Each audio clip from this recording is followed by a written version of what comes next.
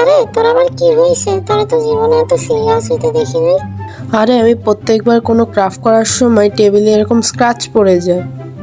উফ ঢং, এত কিছু বানাস তাহলে একটা কাটম্যাট বানিয়ে নিলেই তো হয়। তো চলো আমরা একটা কাটম্যাট বানিয়ে ফেলি। আর এই আইডিয়াটা কিন্তু খারাপ না।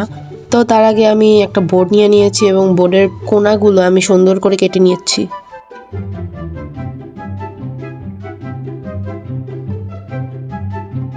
তো আমার বোর্ডটার কোনাগুলো কাটা হয়ে গিয়েছে। এবার এটাকে রং করার পালা কি করার পালা।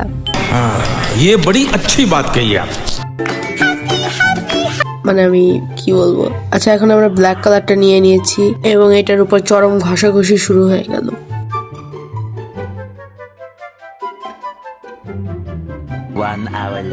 তো আমাদের বোর্ডটাকে পুরোই কালো করা হয়ে গিয়েছে। দেখি তো এর মধ্যে আমার মুখ দেখা যায় নাকি।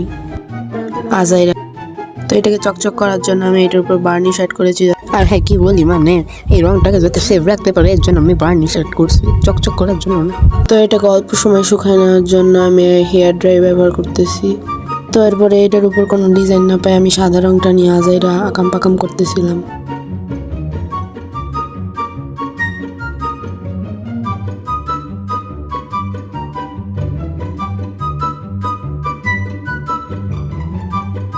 তো আকাম পাকামের এক পর্যায়ে দেখি এটার অবস্থা এইগুলোই হয়ে গেছে। তো যেহেতু চেঞ্জ করতে পারবো না তাহলে এটাই বলো কেমন হয়েছে। তো আমার আজাইরা ভিডিও যদি তোমাদের ভালো লেগে থাকে তাহলে লাইক বাটনে একটা জোরে ঘুষি মারো, তার সাথে সাবস্ক্রাইব বাটনেও একটু ঘুষি মেরে দিও।